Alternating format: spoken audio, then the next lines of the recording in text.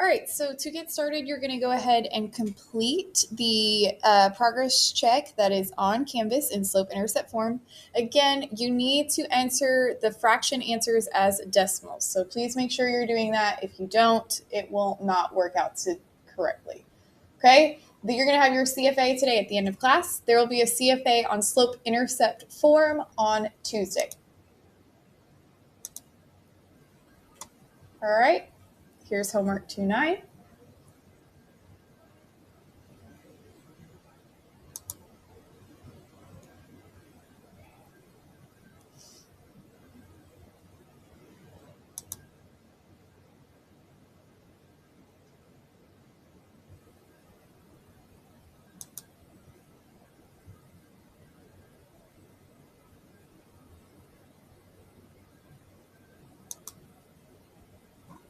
Okay, so today we are going to use y equals mx plus b, and we're going to create equations from tables. So you need to figure out the y-intercept, and we need to figure out the slope. So I would like you to write this table into your notes, okay? To find the slope, it's the change in y over the change in x. So we're going to figure out our change in y. So to go from 2 to 4, I add 2. And my change in x, I'm going to add 1. So change in y over change in x, I'm going to get 2 over 1, which is really just 2. So my slope is 2. Now, lucky for us, I was really nice to us in this table in that I gave us the y-intercept. Remember, the y-intercept is always when x is equal to 0. Okay, so x is 0 here, so the y-intercept is 2. So my slope is also 2, and my y-intercept is 2. So in slope-intercept form, I'm just going to plug in for m and for b. Y equals mx plus b, y equals 2x plus 2. All of that needs to be written in your notes. If you need to pause for that, that's perfectly fine.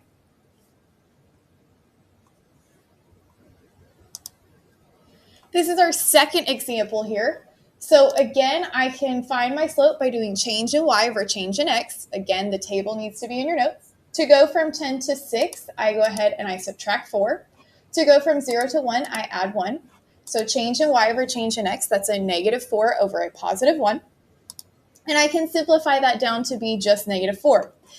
Again, same thing as the last example. You can see the y-intercept quite clearly. So we have 0 and 10. Okay, so 0 and 10. And at x is 0, y is 10, so that is our y-intercept. If we write this in slope-intercept form, y is equal to mx plus b here. So mx plus b, negative 4x plus 10. Okay, our next example, I would like you to go ahead and write down the table.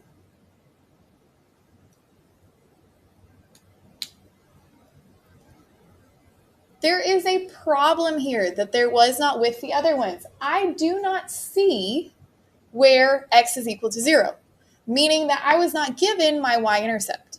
I'm going to find the slope the same way, though, so we're going to do change in y over change in x. To go from 10 to 15, I add 5. To go from 1 to 2, I add 1. Change in y over change in x, so I'm going to put 5 over 1, which is just 5. Now, to find the y-intercept, I'm going to have to operate and solve for b. So you can either back up the table or we could end up solving for b, which I'll show you how to do in a second.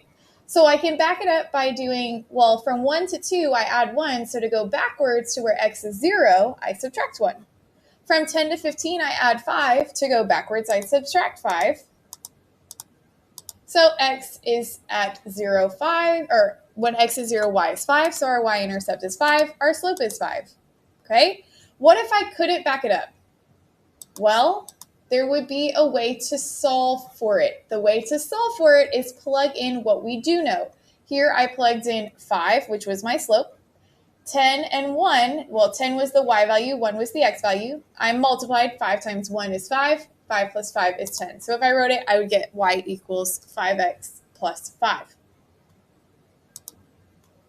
Okay, so we are going to do this example together, but I'm going to move out so that you can see my writing. Okay, so here's our first table.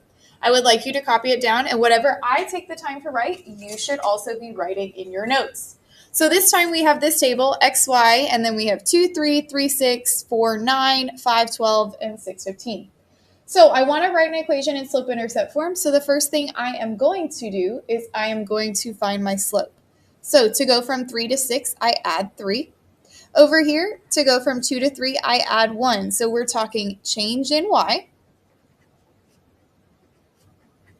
over change in x. That will always be your slope. Change in y over change in x. So my change in y was 3, and my change in x was 1. Well, 3 over 1 simplifies to 3. Again, I don't see the x-intercept in this table. So I'm going to have to solve for it. So you can pick any ordered pair that you want. Well, I'm going to pick the smallest one personally, because why would I want to mess with bigger numbers when I can pick with small numbers? So I'm going to start in slope-intercept form. So y is equal to 3x plus b. Well, I plugged in my slope because I know that m is 3, but I don't know what the y-intercept is. I don't know what b is. So instead, I'm going to plug in an x value that I was given with the corresponding y value. So y is 3, okay? And then we have 3 times 2, which is the x, plus b. Well, 3 times 2 is 6. I have 6 plus b is equal to 3. I subtract 6 from both sides. I get negative 3 is equal to b. As soon as you have solved for b, you are going to go ahead and plug that into the original equation. You're going to leave your x and y. So y is equal to 3x plus negative 3 or minus 3. And that is this equation in slope-intercept form. All right, we have our second table here. We have 1, 5, 4, 14, 7, 23, 10, 32. So we're going to start by finding our slope. So change in y. To go from 5 to 14, I add 9. To go from 1 to 4, I add 3. So change in y over change in x, that becomes 9 over 3. 9 divided by 3 simplifies to 3. So my slope again for this one is 3. I don't know the y-intercept because I don't see x is 0 anywhere in the table. So I'm just going to pick my smallest point because it's easy to work with, 1 and 5. And I'm going to use these x and y values to find b. So you start, plug in what you do know. So y is equal to 3x plus b. I don't know what b is, but I do have an x value and a y value. So I'm going to say 5 is equal to 3 times 1 plus b. Well, 3 times 1 is 3. So 3 plus b is equal to 5. If I subtract 3, I would get 2 is equal to b. Now that I have my y-intercept, I'm going to go back to my original equation. So y is equal to 3x plus 2. And those are the steps that we would take to solve those two. Okay? So today on Canvas, you have a finding slope activity. You are going to write your answers in your spiral. They will become a progress check. And then we have a CFA, which I'm going to give you the last probably 25 minutes of class to do. And then homework 210 is due on Friday. So if you finish the activity before it is time to take the CFA, you can go ahead and start working on 210.